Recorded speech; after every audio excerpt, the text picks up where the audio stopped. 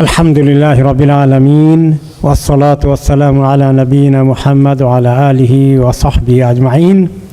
কোরআন পাকের সূরা ইয়াসিন 22 পারা শেষের দিকে 23 পারা শুরুতে এই সূরাটি আমাদের অনেকের কাছেই পরিচিত। এর অনেক ফজিলত বর্ণনা হয়েছে, ফজিলত সংক্রান্ত বেশ কিছু হাদিস আছে, কিন্তু আনফরচুনেটলি প্রায় সবগুলো হাদিসই দুর্বল। একটা হাদিসের ব্যাপারে কেউ কেউ বলেছেন যে আমল করা যেতে পারে, বাকি একটার উপরেও সহিহ হিসাবে প্রমাণিত হওয়ার কোনো কারণ নেই, কোনো সুযোগ নেই। তার মধ্যে দিয়ে একটা পড়ি আমি, আপনারা অনেকেই পড়েছেন, অনেকেই শুনেছেন, ওয়াজও শুনেছেন, ফজিলত শুনেছেন এই সূরার। যেমন একটি হাদিস এসেছে তিরমিজিতে যে ইন্না লিকুল্লি শাইইন কালবান, সব জিনিসেরই দিল আছে, অন্তর আছে। ওয়া কালবুল কোরআন ইয়াসিন, কোরআনের কালব অন্তর হচ্ছে ইয়াসিন।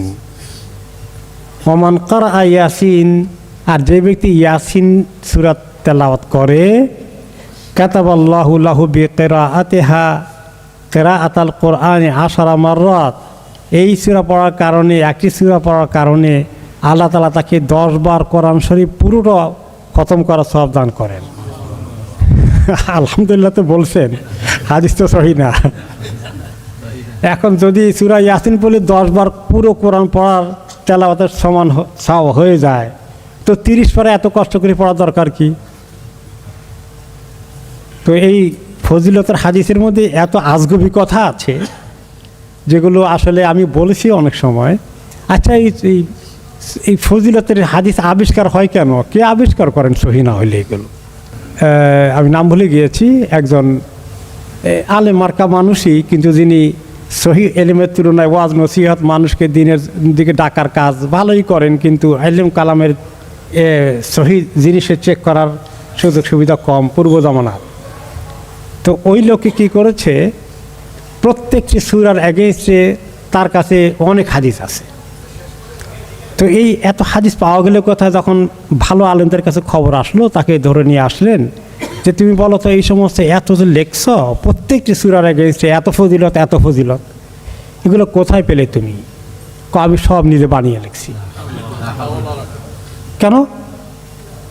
আমি দেখলাম যে মানুষ খালি ফিকহের কিতাব পড়ে, খালি ফিকহ পড়ে, ওই কোরআন শরীফ পড়ে না বেশি। তো মানুষকে উৎসাহিত করার জন্য তা আমি একটা ভালো একটা নিয়তে এই কাজ করেছি, যাতে করে তারা এত ফজিলত শুনে প্রত্যেকেই খুব পড়ার চেষ্টা করে, কোরআন বেশি করে। তো তিনি বললেন, আচ্ছা আপনাদের কাছে উদ্দেশ্যটা তো খুব ভালো মনে হয়, শুধু উদ্দেশ্য ঠিক হলেই হবে? তো ওলামা কেরাম বললেন, তুমি জানো না একটা হাদিস যে রাসূলুল্লাহ সাল্লাল্লাহু আলাইহি ওয়াসাল্লাম বলে গেছেন, মান কাযাবা আলাইয়া মুতাআম্মিদান ফালিয়াতাবাওয়া মাকআদাহু মিনান নার, যে ব্যক্তি ইচ্ছাকৃত নিজে কোনো হাদিস রচনা করে বলে আমি বলেছি, সেই জন্য জাহান্নামে তার ঠিকানা খুঁজে বের করে। এ হাদিস শোনো নাই? বলে শুনছি তো। তাহলে কেমনি করলাম? বলে উনি তো বলছে কাযাবা আলাইয়া। তো কাযাবা আলাইয়া আর কাযাবা লাহু গ্রামারের দিক থেকে দুটো শব্দ আছে, দুটো স্টাইল আছে, যারা একটু আরবি ভাষা বুঝেন। মানে আপনি যদি কাযাবা লাহু বলেন বা আমার পক্ষে বলেন, কাযাবা লি, আমার পক্ষে মিথ্যা বানিয়েছে, এটার একটা অর্থ হয়। এটা হলো আমার বিপক্ষে মিথ্যা বানিয়েছে। তো তিনি হাদিসে যেটা বলেছেন কাযাবা আলাইয়া, লিয়া আলাইয়া, তো আলা দ্বারা বোঝায় যে যেটা ওনার বিরুদ্ধে যায়, আর লিয়া যেটা হয় ওটা ওনার পক্ষে যায়। তা আমি তো আল্লাহ নবীর পক্ষে বানাইছি, মানে উনি তো পছন্দ করবেন লোকেরা বেশি কোরআন শরীফ পড়লে, ওনার তো ভালো লাগবে, বা ওনার উম্মত বেশি কোরআন শরীফ পড়ছে, এটা তো ভালো খবর। তো এটা ওনার বিপক্ষে যাওয়ার কথা, ওনার পক্ষে যাওয়ার কথা। কেমন লাগছে ব্যাখ্যাটা? এই আকল খরচ করে হাদিস তৈরি করার দায়িত্ব উম্মতকে দিয়ে গেছেন রাসূলুল্লাহ সাল্লাল্লাহু আলাইহি ওয়াসাল্লাম। আর বেশি বেশি মানুষ আসবে, বেশি লোককে নিয়ে আসা যাবে, খালি বেশি। আল্লাহ তাআলা বেশির কথা বলছেন, লিয়াবলুয়াকুম আইয়ুকুম আহসানু আমালা, তিনি তোমাদেরকে এই দুনিয়া পাঠিয়েছেন এই পরীক্ষা করে দেখবেন কে সবচেয়ে সুন্দর আমল নিয়ে আসে, সবচেয়ে উত্তম আমল নিয়ে আসে, সবচেয়ে ভালো আমল নিয়ে আসে। এটা কোন সূরার মধ্যে? সূরাল মুলকে। সূরা মুলকের 2 নম্বর আয়াতে। তো এই সূরার মধ্যে যে সবচেয়ে সুন্দর আমল, ভালো আমল নিয়ে আসবে, এই ভালো আমলটা তো বাংলা তর্জমা করলাম, কিন্তু ভালো বলতে কি এর ব্যাখ্যা লাগবে। কোরআন বোঝার জন্য তাফসির লাগে কি না? লাগবে। এখন তাফসিরে আছে যে আহসানু আমালা, সুন্দর আমল, ভালো আমল কি, এর ব্যাখ্যা কি, এর সংজ্ঞা কি, সেখানে সমস্ত মুফাসসিরিন উল্লেখ করেছেন। ফুদাইল ইবনে আয়াদ রহমতুল্লাহ আলাইহি বলেছেন যে আই আখলাসুহু ওয়া আসওয়াবুহু। আহসানু আমালার তাফসির হচ্ছে যে আমলে ইখলাস বেশি আছে,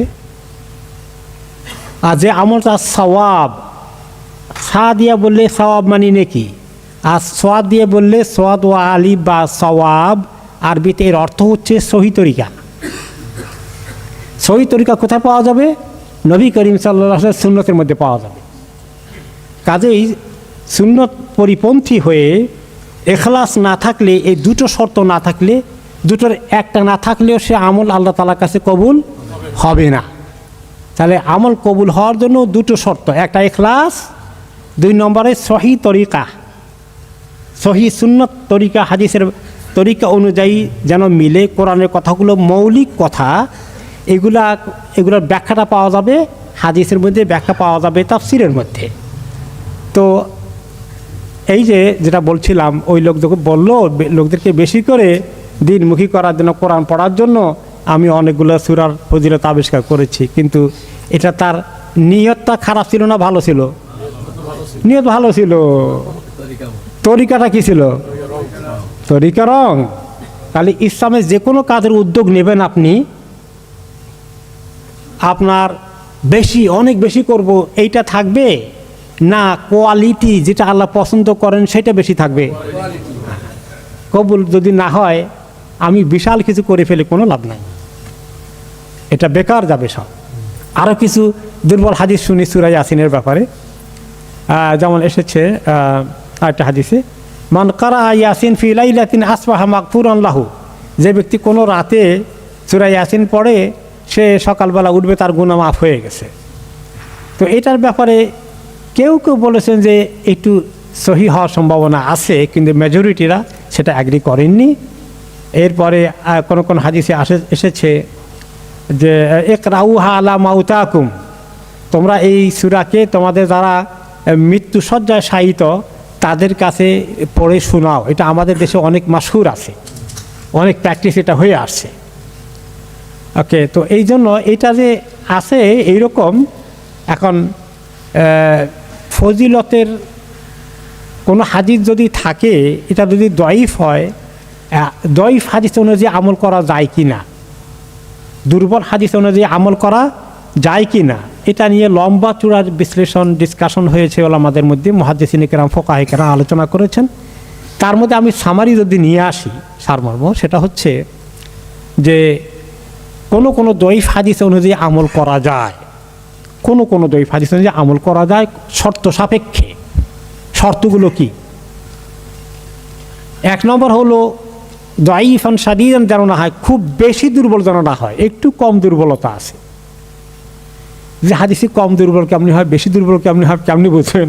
এইগুলোর জন্য তো মনে করেন যে অনেক মুহাদ্দিস হওয়া লাগে, অনেক তাহকিক করা লাগে। তবুও যতটুকু আমরা এই লেভেলের লোকেরা তো আর বুঝবো না যে কোনটা দয়ীফ। কিন্তু যদি কোনো আলেম বলে যে এই দয়ীফটা আছে, এটা মোটামুটি খুব দুর্বল না, একটু দুর্বলতা আছে, আমল করার মতো, কিন্তু আরও শর্ত আছে, খালি এইটাই না, শর্ত 3টা থেকে 4টা, যে খুব বেশি দুর্বল হবে না।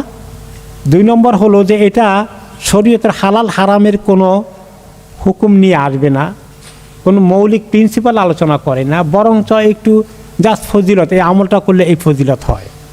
হারাম হালাল আকীদা এই জাতীয় কোনো জিনিসের জন্য এই হাদিস ব্যবহার করা যাবে না, করলে সওয়াব আছে, এরকম কোনো যদি আমল থাকে সেটা কনসিডারেবল। 5 নম্বরগুলো। 2 নম্বরগুলো। 3 নম্বর হলো যে এটা কোনো কোরআনের আয়াত অথবা কোনো সহিহ হাদিসের সঙ্গে কন্ট্রাডিকশন করে না, সাংঘর্ষিক হয় না। কোনো দুর্বল হাদিস যদি সহিহ হাদিসের এগেইনস্টে সাংঘর্ষিক বক্তব্য হয়ে যায় অথবা কোনো আয়াতের বিপক্ষে হয়ে যায়, তাহলে সেটা আমল করা যাবে না। তা তাই না? তো এই শর্তগুলো সাপেক্ষে আমল করা যায়। এখন সূরা ইয়াসিনের ফজিলতের ব্যাপারে মাইটের জন্য পড়ার এই ক্ষেত্রে মনে করেন যে 4 নম্বর হলো যে ওই দুর্বল হাদিসটাই যদি কোরআন হাদিসের আলোকে অন্যগুলোর সঙ্গে মিলে সাংঘর্ষিক নয় এরকম কিছু পাওয়া যায়, যে অন্য কোরআনে তার একটু সাপোর্ট পাওয়া যাচ্ছে অথবা অন্য সহিহ হাদিসে সাপোর্ট পাওয়া যাচ্ছে, তাহলে সেটা কনসিডারেবল আছে। এখন তো এই যে ইকরাউ আলা মাউতাকুম, তোমাদের মাইয়েদের উপরে বলতে যারা মৃত্যু শয্যায় শায়িত তাদের কথা বলা হয়ে গেছে, মরে গেলে না, সেক্ষেত্রে পড়া যাবে কি না? তো সেই ক্ষেত্রে পড়া হয়তো বা যেতে পারে, কোরআন পড়া যেতে পারে মাইয়েতের যখন সাকারাত চলে অথবা খুব অসুস্থ থাকে, তার পাশে কোরআন শরীফ পড়ার ক্ষেত্রে জীবিত অবস্থায় কোনো আপত্তি নাই। জেনারেলি সাধারণভাবে এই সূরা হতে পারে, সেই সূরা হতে পারে, 3 কুল হতে পারে, সূরা ফাতিহা হতে পারে, তার অংশ সূরা ইয়াসিন হতে পারে, যে কোনো সূরা পড়া যেতে পারে। মাতান কোনো নিষেধাজ্ঞা নাই যে কোনো অসুস্থ ব্যক্তির পাশে অথবা মুমূর্ষ ব্যক্তির পাশে কোরআন পড়া যাবে না, এই ক্ষেত্রে এমন নিষেধাজ্ঞা নাই। তো সেই সাধারণত পড়া যেতে পারে কোরআন।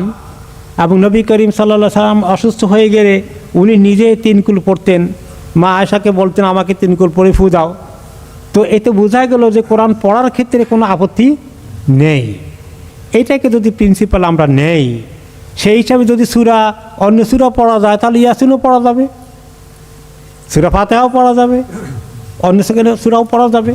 তো এইটা এই সেন্সে কেউ পড়তে চাইলে ঠিক আছে। তাছাড়া সাকারাতুল মৌতের সময় শয়তান খুব ঘুরঘুর করে এসে, কারণ একটা লোককে মরার আগে তাকে যদি কাফের বানিয়ে মারানো যায় তাহলে শয়তানের বিশাল কামিয়াবি।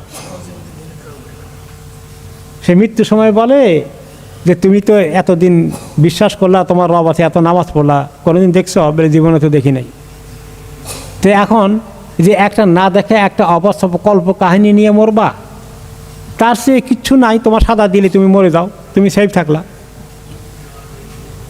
যেটা আছে এরকম একটা আজগুবি খবর, তুমি জানো না কিছু, এটাতে একটা অন্ধবিশ্বাস হয়ে গেল। তার দরকার কি?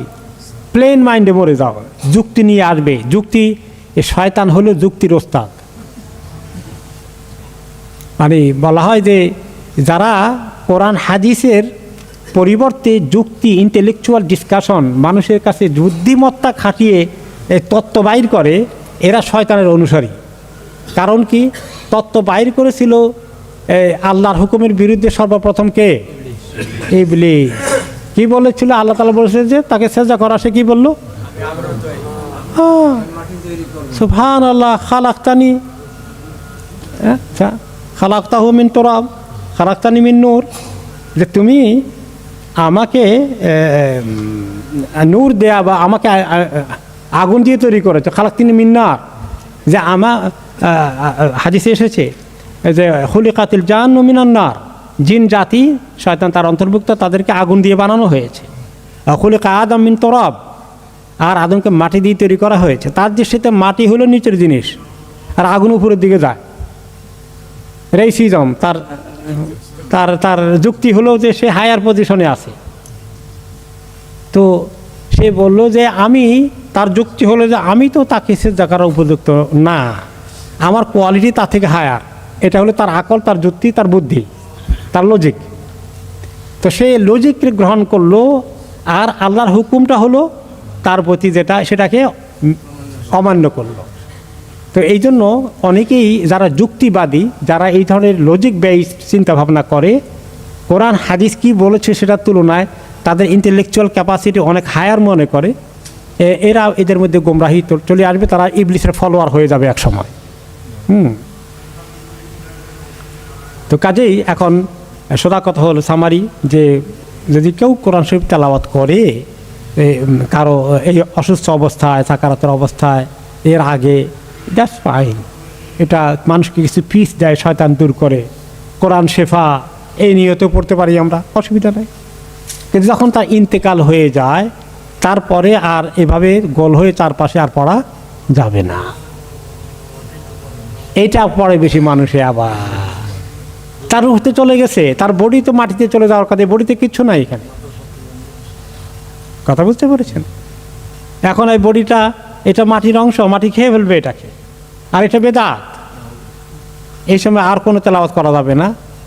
আপনি যদি তেলাওয়াত করতে চান প্রিয়জনের জন্য, আপনার ইবাদত হবে আপনি অন্য কোনো রুমে গিয়ে আপনি কোরআন তেলাওয়াত করেন, আপনি দোয়া করেন, আপনি ইস্তেগফার করেন, আপনি যে কোনো ইবাদত করেন, করে বাবার জন্য মায়ের জন্য দোয়া করেন, ওগুলো ঠিক আছে। কিন্তু ওনার পাশে বসে বসে কোরআন শরীফ তেলাওয়াত করা, এইটা করা যাবে না, খবরদার, এটা নিষেধ। যে রুমে মারা গেছে ওই রুমে পড়ে, ওনার চতুর্পাশে বসে পড়ে সবাই, এরকম করে। অনেকেই মনে করে অনেক ফজিলতের কাজ করছে, কোরআন পড়ছে, অসুবিধা কি, বাধা দেন কেন? এই যুক্তি চলে আসলো। হ্যাঁ, তো আপনি নিজে আপনার ইবাদত করবেন। এই যে কোরআন পড়বেন, আপনি নিজের ইবাদত করছেন, এই নিজের ইবাদত করে আল্লাহর কাছে দোয়া করলে সে দোয়াটা কবুল হবে। তো আপনারা প্ল্যান করেন যে আমি একটা খতম করব, আল্লাহ তাআলা যেন খতম করার পরে বাবার জন্য মায়ের জন্য দোয়া করব যেন কবুল করেন, এইভাবে করতে পারে। আবার এই খতমের মধ্যে আরেক সিলসিলা শুরু হয়ে গেছে, এখন কিছু কমছে, বেশ কিছু আগে দেখেছিলাম অমুক মারা গেছে, অনলাইনে আসতেছে যে প্রত্যেকে এক পাড়া করে কে কে পড়বেন। হ্যাঁ, সবাই বলে যে হ্যাঁ আমরা এক পাড়া করতেছি, মানে এক ধরনের চাঁদাবাজির মতো হয়ে গেছে আর কি। হ্যাঁ, তো এভাবে করতেছে। আর একটা চাঁদাবাজি শুরু হয়ে গেছে, অমুক মারা গেছে, তার জন্য একটা কল্যাণ ফান্ড করা হবে তার নিয়তে, কে কে দান করবেন দান করেন। এই দেখেন কি এগুলা, এই এক যে আবিষ্কার করে যেগুলো মাইয়িতের জন্য কি করতে হবে সব কিছু নবী করিম সাল্লাল্লাহু আলাইহি ওয়াসাল্লাম বলে গিয়েছেন। একটা নতুন খুব ভালো অসুবিধা কি, সবাই মিলে আমরা, আমাদের দেশে তো এখনও মিয়া সাহেবদেরকে ডাকে, ইমামদেরকে নিয়ে ডেকে নিয়ে, আরে আমাকে তো আমার ওস্তাদ নিয়ে গেছিলো ছোটোকালে অনেক জায়গায়, মাইয়িত মারা গিয়েছে আমার মাদ্রাসার ওস্তাদ নিয়ে গেছে, পড়ছি কত জায়গায়, 10 জনকে নিত, একজন 3 পারা করে পড়বে। তো এই যে এই সমস্ত কুসংস্কার দিনের নামে আমাদের দেশের ইসলামিক নলেজের কোন লেভেল ছিল, আলহামদুলিল্লাহ, মানে অন্তত চিন্তা করতে হবে বিগত বেশ কয়েক দশকে আমাদের দেশে আলহামদুলিল্লাহ ইসলামী জ্ঞান চর্চা আল্লাহর ফজলে অনেক তারাক্কি হয়েছে, এবং বেদাত থেকে সরে আসার অনেক রাস্তা আল্লাহ খুলে দিয়েছেন। সুন্নত অনুযায়ী কীভাবে আমরা ইবাদত করব সেগুলো রাস্তা আল্লাহ তাআলা দেখিয়ে দিয়েছেন। কিন্তু এখনও কিছু মানুষের মধ্যে পুরনো ওগুলো রয়ে গেছে, যে এই যে সবার জন্য কেউ মারা গেলে চাঁদাবাজি করে আপনার তার জন্য তার নামে ফান্ড করা হবে, সাদাকা জারিয়া করবে, তোমার ভাই মারা গেছে, তোমার বাবা মারা গেছে, তোমার অমুক মারা গেছে, তুমি এখন সবাই আমরা দান করে দেই, তার নামে কিছু একটা চ্যারিটি করবা। দেখেন তো তার ভাইয়ের জন্য করবে, আপনার আমার দান করার কি দরকার এখানে? তুমি নিজেই তোমার প্রিয়জনের জন্য করো, তা কিছু আল্লাহ তৌফিক দিয়েছেন। সবাই থেকে দান নিয়ে বড় কিছু করলে এটা তো তার দান হয় নাই, তোমারও দান হয় নাই, আরেকজনের দান হয়েছে, সে আরেকজনের দান তো আল্লাহ আরেকজনকে দেবে। এখানে তো তোমার নিজের জন্য হয় যদি আমি নিজের ভাইয়ের জন্য, নিজের বাবার জন্য, নিজের মায়ের জন্য করলাম, সেটা এই কারণে আল্লাহ তাআলা আমাদেরকে সে সুযোগ দিয়েছেন। কিন্তু অন্যদেরকে ডেকে এনে তাদেরকে আমার অমুকের জন্য করানোর জন্য এরকম চিন্তা ভাবনা করা, এগুলো নতুন নতুন ফর্মুলা আবিষ্কার করে মানুষের বলে বাধা দান করা খুব সুন্দর একটা কাজ হয়ে গেছে। কাজ হওয়ার জন্য কয়টা শর্ত? 2টো শর্ত, যে আল্লাহর জন্য ইখলাসের সাথে, 2 নম্বর সহি তরিকা হাদিসের মধ্যে সাহাবায়ে কেরাম, আইমা জিন্দেগি, ইমাম আবু হানিফা, ইমাম শাফি রহমতুল্লাহ আলাইহিরা, ওনারা এই জাতীয় কোনো ফর্মুলা বাইর করে গেছেন, দেখে গেছেন। এর মধ্যে যখন পড়ে না, তাহলে নতুন করে আখেরি জমানে যেগুলো আবিষ্কার হয়েছে থ্রো দিস অ্যাওয়ে, এগুলো সব ফেলে দেন, এগুলোর সঙ্গে শরীয়তের কোনো সম্পর্ক নাই। এই মোটামুটি আলহামদুলিল্লাহ সূরা ইয়াসিনের ফজিলত সংক্রান্ত হাদিসগুলো আলোচনা করতে গিয়ে আমরা বেশ কিছু ইনফরমেশন আসলো। আল্লাহ তাআলা এগুলোকে আমাদেরকে আমল করার তৌফিক দান করুন। আমরা এখন সূরা ইয়াসিনে চলে যাই। শুরু হয়েছে ইয়াসিন। ইয়াসিন শব্দের অর্থ কি? বিভিন্ন তাফসীরে কিছু কথাবার্তা আসছে, একটার পিছনে কোনো মজবুত দলিল নাই, বরঞ্চ এগুলো হচ্ছে হরুফ মুকাত্তাআত, মনে আছে? আলিফ লাম মিম, ইয়াসিন, কাফ হা ইয়া আইন সাদ, এরকম যে কাটা অক্ষরগুলো আছে, এগুলো হচ্ছে ওই আরবদের কাছে প্রমাণ পেশ করতে, যে দেখো তোমরা যে বলো নবী মুহাম্মদ সাল্লাল্লাহু আলাইহি ওয়াসাল্লাম কোরআন বানাই তারপরে বলে আমার কাছে অমুক সূরা নাজিল হয়েছে, তো সে কোনো কথা বলার সময় কি আলিফ লাম মিম দিয়ে শুরু করে? নবী মুহাম্মদ কোনো কথা বলতে কি বলে কাফ নুন এরকম কিছু বলে না? তো এটা এলো মুআজিজা, এটা এজাজ, কোরআন আল্লাহর পক্ষ থেকে নাজিল হয়েছে, এটা চাক্ষুষ প্রমাণ হিসাবে আল্লাহ তাআলা এটা আরব জাতির কাছে রেখেছেন যে না, নবী মুহাম্মদ কত কথা সারা জীবন বললো, জীবনে তো এরকম করে বলে নাই, কাজে এটা তার আবিষ্কার নয়। এইটা প্রমাণ করার জন্য বিভিন্ন সূরাতে এই সূরা মানে হরুফ মুকাত্তা দিয়ে শুরু করা হয়েছে। তো এরপরে ওয়াল কোরআনিল হাকিম, ওয়া অর্থ আরবিতে ওয়ার অনেকগুলো অর্থ আছে, তার মধ্যে একটা হলো এবং। এখানে এবংয়ের অর্থ নয়, এ ওয়াউল কসম, কসম করার জন্য ওয়া শব্দ ব্যবহার করা হয়। যেন অনেকেই জানেন ওয়াল্লাহে, তাই না? আল্লাহ এটা না বলে কী বলে? ওয়াল্লাহ, মানে কসম, ওয়াউল কসম, যে এটা হলো ওয়াল কোরআন, কোরআনের কসম করেছেন। কে করেছেন কোরআনের কসম? আল্লাহ তাআলা করেছেন। আমরা কসম করবো শুধু আল্লাহর নামে, তো আল্লাহ তাআলা কোরআনের নামে কসম করেছেন যে এই কোরআনটা আল হাকিম, এটা হচ্ছে হাকিম কোরআন, যে কোরআনটা অনেক জ্ঞানে পরিপূর্ণ, জ্ঞানময় কোরআন। এই কোরআনের কসম আল্লাহ তাআলা নিজে করেছেন। তা আমরা তো আল্লাহর কসম করি, আল্লাহ অন্য জিনিসেরও কসম করেন। আল্লাহ তাআলার জন্য অন্য জিনিসের কসম করা জায়েজ আছে, আমাদের জন্য অন্য জিনিসের পাহাড় পর্বত ইত্যাদির কোনো কসম করার, চন্দ্র সূর্যের জায়েজ নাই, কিন্তু আল্লাহর জন্য জায়েজ আছে। আমাদের কসম হলো তাওহীদ, আমাদের কসমের মধ্যে ইবাদত, কিন্তু আল্লাহ তো তাওহীদের কারো তাওহীদ গাওয়া লাগবে না, আল্লাহর কারো ইবাদত করতে হবে না, বরঞ্চ আল্লাহর বড় সৃষ্টি, যে সৃষ্টির মধ্যে অনেক কিছু শিক্ষণীয় আছে সেগুলোকে উল্লেখ করে আল্লাহ তাআলা কসম করেন। তো কোরআন কত জ্ঞানে পরিপূর্ণ জিনিস, বিজ্ঞানময় কোরআন। এই কোরআনটা আল্লাহর কাছ থেকে যে এসছে, এটা যে নবী মুহাম্মদের রচনা নয়। পরের আয়াতে আল্লাহ তাআলা সেটাকে আরও বলেছেন, ইন্নাকা লামিনাল মুরসালিন, নিশ্চয়ই আপনি তাদের অন্তর্ভুক্ত যাদেরকে নবুয়ত দিয়ে, রিসালাত দিয়ে পাঠানো হয়েছে। আপনি নবীদের অন্তর্ভুক্ত, আপনি নবী, আপনি রাসূল, আপনি নিজে আবিষ্কার করেননি, নিজে ক্লেম করেননি। তারা বলেছিল এই কোরআন মুহাম্মদের রচনা করা, সে নবীও না রাসূলও না, এগুলো সে মিথ্যা দাবি করছে। আল্লাহ তাআলা তার জবাবে বলেছেন, আল্লাহর কসম, এটা কোরআন হাকিম, এটা আল্লাহর কাছ থেকে আসা জিনিস।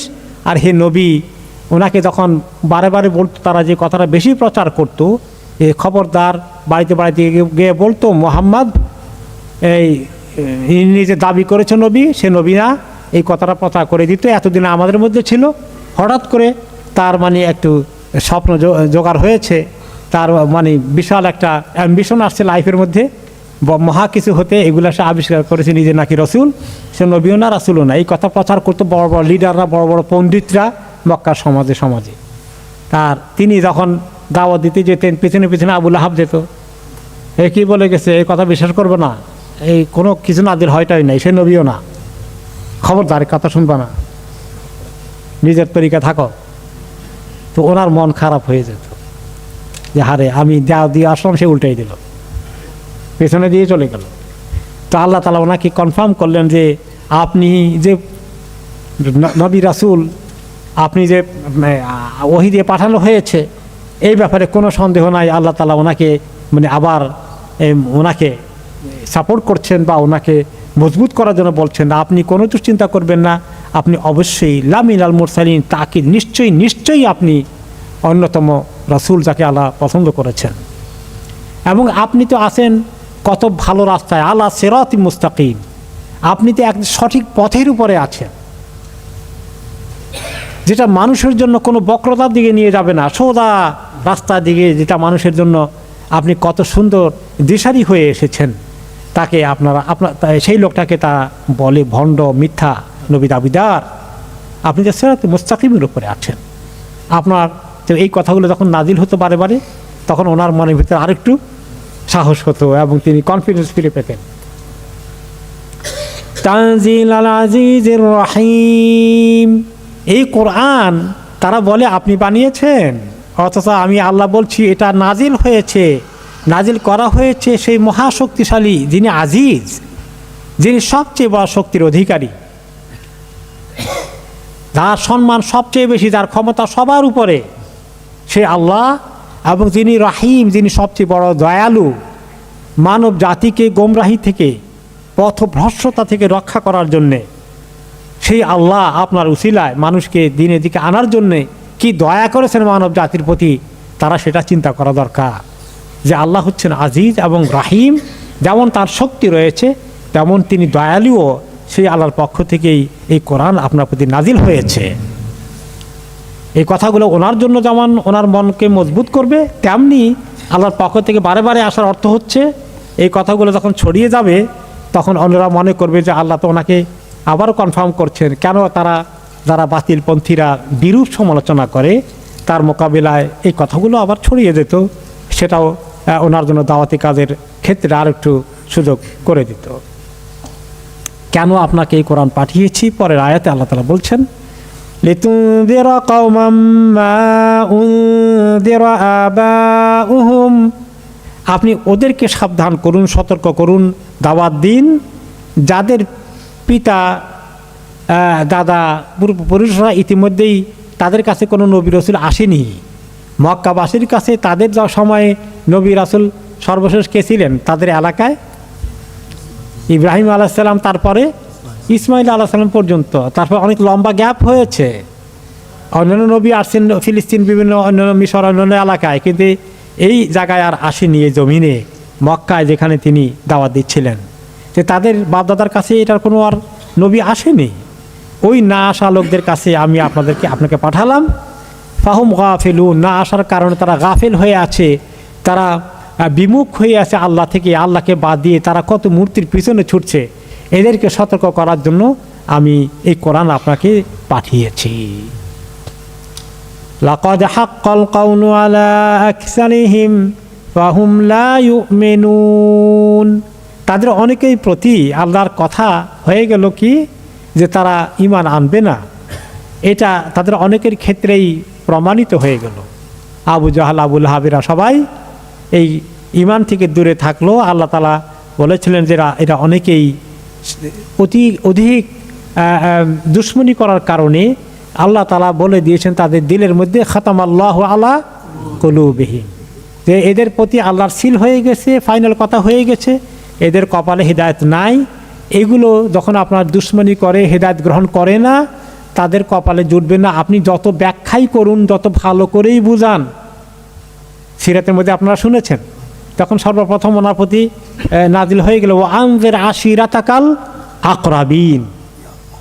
সূরা ইকরা নাজিল হওয়ার পরে অনেক পরে এক গ্যাপ দিয়ে আল্লাহ তাআলা প্রথম দাওয়াতি কাজ করার জন্য হুকুম দিলেন যে আপনার যারা ঘনিষ্ঠ আত্মীয় স্বজন আছে তাদেরকে আগে দাওয়াত দেন। নবী করিম সাল্লাল্লাহু আলাইহি সাল্লাম খাদিজা রাদিয়াল্লাহু আনহাকে কনভিন্স করে বিরাট জিয়াফতের আয়োজন করলেন। সিরাতের মধ্যে শুনেছেন আবু জাহল, আবু লাহাব থেকে শুরু করে চাচাই তো তারা, এরকম বড় বড় নাম করা কোরাইশ বংশের যে সাব বংশ আছে, উপবংশ আছে, এদের লিডারগুলোকে সবগুলোকে ডাকলেন, ভালো করে খাওয়ালেন। খাওয়াই তখন বললেন যে সবাই তো আসছেন, আমি খুশি হয়েছি, খাওয়া দাওয়া করেছেন। আল্লাহ তাআলা আপনাদের সবাইকে উদ্ধার করার জন্য আমাকে আল্লাহ এই কোরআন নাজিল করেছেন এবং আমাকে দাওয়াত দিতে বলেছেন। তখন আবু লাহাব কি বলছিল সাফা পাহাড়ে পড়ে যখন ডাক দিয়েছিল তখন আবার একই কথা বলেছে। সে কিভাবে দুশমনি করেছে, তাব্বাল্লাকা সাইর আল ইয়াউম, সারাদিন তোমার প্রতি অভিসম্পাদ নাজিল হোক, কি বুঝলেন আজে বাজে কথা নিয়ে আসছো আমাদেরকে শোনাতে। তো এইভাবে তারা রিয়াকশন দেখালো। তিনি হতাশ হয়ে গেলেন, এত সুন্দর করে আমার চাচা পর্যায়ের লোকদেরকে আমি কত তার আদর তারা আমাকে করতো। নবী মুহাম্মদ সাল্লাল্লাহু আলাইহি ওয়াসাল্লাম নবুয়তের আগে সবচেয়ে প্রিয়জন ছিলেন না? এই হাজারে আসওয়াদ সরানোর জন্য কাকে চুজ করেছিলেন? সেই আবু জাহল, আবু লাহাবকে চুজ করেছিলেন। তাদের এত আদরের ভাতিজা, এত সবাই জানে যে এই এত ভালো মানুষ, সেই মানুষটাই খারাপ হয়ে গেল ইসলামের কারণে। তো আল্লাহ তাআলা বলেন এই যে তারা দুশমনি করলো, আপনি এত কষ্ট করে বুঝলেন, দাওয়াত দিলেন, এরা এত চেষ্টা করছেন, আপনাকে বলে রাখি হতাশ হবেন না। এরা ইসলাম এদের কপালে নাই, এরা এরকম ইসলাম মিস করে মরবে। লাকাদ হাক্কাল কাউলু আলা আকসারিহিম, এই বড় বড় লিডারদের মেজরিটি মারা যাবে ইসলাম ছাড়া। আল্লাহ তাআলার পক্ষ থেকে আল্লাহ এটা সিল মেরে দিয়েছেন, খাতামাল্লাহু আলা কুলুবিহিম হয়ে গেছে। ফাহুম লা ইউমিনুন, এরা ঈমান আনবে না। আপনার ঈমান আনার বহু লোক আছে, অন্যদের পিছনে সময় দেন, আর সময় নষ্ট করুন না এদের পিছনে। এই জন্য যারা মহাপণ্ডিত হয়ে বসে আছে আমাদের সমাজে, বাংলাদেশের সমাজে, মহাপণ্ডিতেরা ইসলাম তাদের কাছে ভালো লাগে, ইসলাম তাদের গায়ের জ্বালা। নাস্তিকতাবাদী যারা আছে, নাস্তিকগুলো ইসলাম দেখলেই তাদের গায়ে জ্বালা শুরু হয়ে যায়। তারা যত দলই থাকে সব এক হয়ে যায় ইসলামের খবর আসলেই। এই একই জিনিস মক্কার আবু জাহল আবুল হাব ছিল। তো আল্লাহ তাআলা কোরআন দিয়েছেন যে তিনি মহাশক্তিশালী, কিন্তু তিনি রাহিম, তিনি দয়ালু। একটু আগে যেটা আসলো, কারণ তিনি মোমেনদের প্রতি এমন ভারী কোনো জিনিস দেননি যে তাদের জন্য অসম্ভব হয়ে যাবে। তবে একটু কষ্ট করে দিনকে আমল করতে হবে, মাঝে মাঝে পরীক্ষা হবে, রোজা রাখতে হবে, কিছু কষ্ট আছে, কিন্তু এই কষ্ট থেকে আমাদেরকে শাস্তি দেওয়ার জন্য আল্লাহ তাআলা দিয়েছেন। এই কষ্ট আমাদেরকে জান্নাতের নিয়ামতে পৌঁছানোর জন্য দিয়েছেন। যে সে বাচ্চারা লেখাপড়া করতে চায় না, কি করে? খেলাধুলা করবে, গন্ডগোল করবে, কার্টুন নিয়ে বসে থাকবে। কিন্তু সে তো ভালো লেখাপড়া করে, সে স্টার পাবে। এখন কোনো বাচ্চারা আছে এগুলো পড়তেই চায় না, খালি তাদের ওই হাতের মধ্যে কি আছে, ডিভাইস আছে, মোবাইল আছে, এটা সেটা আছে, ওগুলো নিয়ে বসে থাকে। এখন মা বাবা বুঝায়, আরে বাবা এগুলো বাদ দাও, পরীক্ষা লেখাপড়া করো, ভালো রেজাল্ট করবা। মা বাবা যত বুঝায় তত তাদের কষ্ট লাগে, আমরা এত আনন্দের মধ্যে আছি, খালি বাধা দেয়। আর আমরা সুখের মধ্যে আছি, আমাদেরকে কষ্টের মধ্যে নিয়ে ফেলায়। তো আল্লাহ তাআলা আমাদেরকে কষ্ট করে যে দিনের আমল করান, এটা আমাদের এই কষ্টটা কি আসলে আল্লাহ তাআলা কষ্টের জন্যই করান? রাহিম, অনেক বড় দয়ালু, জাহান্নামের আগুন থেকে বাঁচানোর জন্য তিনি আমাদেরকে এই দিনের আহকামগুলো দিয়েছেন, রেস্ট্রিকশন দিয়েছেন, পর্দা পশিদার কথা বলেছেন, হালাল হারামের কথা বলেছেন। অনেকে ব্যবসা করতে গিয়ে বলে যে আল্লাহ কি এভাবে হালাল ব্যবসা কেমন করবে, এখানেও হারাম, এখানে হারাম, কোন দিকে যাই? দুনিয়াটা রেস্ট্রিক্টেড, এটা ঠিক। আর দুনিয়া সেজনুল মুমিন ও জান্নাতুল কাফির। দুনিয়াটা মুমিনের জন্য মনে হয় না কিছুটা জেলখানার মতো, কারাগারের মতো, রেস্ট্রিকশন অনেক কিছু আছে, সব স্বাধীনতা নাই। আর কাফেরের জন্য কোনো অসুবিধা নাই, সেই যেটা করতে চায় সেটাই করতে পারে। তো এই কাফের সেটা করতে পারে, এটা তার জন্য খুব সুখবর নাকি? মুমিনের কষ্ট হলো জেলখানা, এটা কি তার জন্য দুঃখের খবর? সুবহানাল্লাহ, এটা তার জন্য অনেক বড় কল্যাণ নিয়ে আসছে। কত বড় কল্যাণ! জাহান্নাম থেকে আল্লাহ বাঁচিয়ে দিলে, জান্নাতে পৌঁছে দিলে, সুবহানাল্লাহ। আর যে আরাম আয়েশ করতে গিয়ে হারাম হালালের বাজ বিচার করলো, টাকা পয়সা সব উজাড় করে ফেললো, সেই ব্যক্তির কি মজা লাগছে অল্প কয়েকদিন দুনিয়াতে, তারপরে কোথায় যাচ্ছে? ফি নারি জাহান্নাম। আল্লাহুম্মা আজিরনা মিনান নার। তাহলে আল্লাহ আমাদের প্রতি রাহিম, সেই জন্যই তিনি এই কোরআন দিয়েছেন, হাদিস দিয়েছেন। কিন্তু এগুলো তারা বুঝে না, ফাহুম লা ইউমিনুন, তারা ঈমান আনতে চায় না। এই ধর্ম নিরপেক্ষবাদীরা, এই নাস্তিকগুলো, তারা ইসলামকে দেখলেই তাদের গা জ্বালা শুরু হয়ে যায়।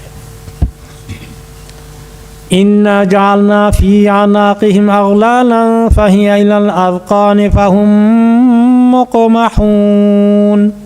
আল্লাহ তাআলা বলেন, এই কাফেরদের ব্যাপারে আমি কি করেছি?